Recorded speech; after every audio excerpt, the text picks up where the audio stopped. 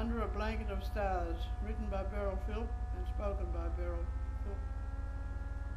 How fortunate am I to have memories thus far, to know stories of the sun, moon, rivers and stars. What more could one want from this vast land?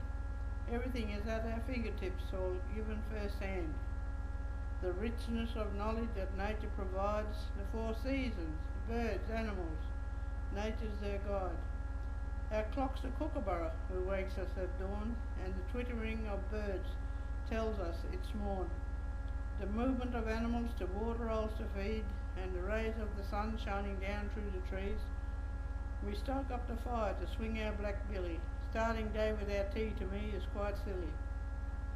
We knock up a damper to last us all day, then off around the traps we set on our way.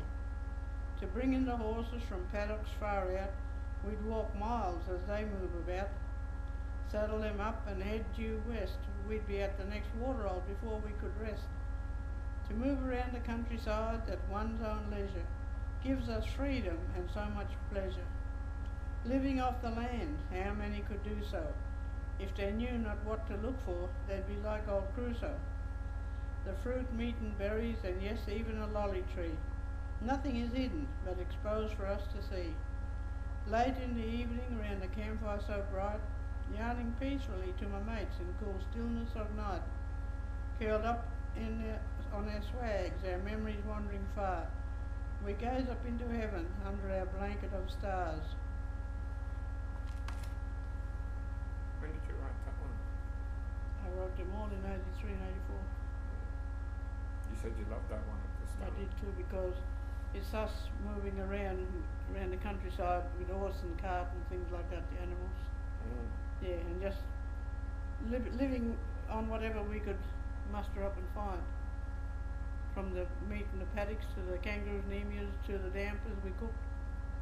Billy tea, swinging the billy can to make our cups of tea on. Mugs of tea. That was your family? That's our family, yep.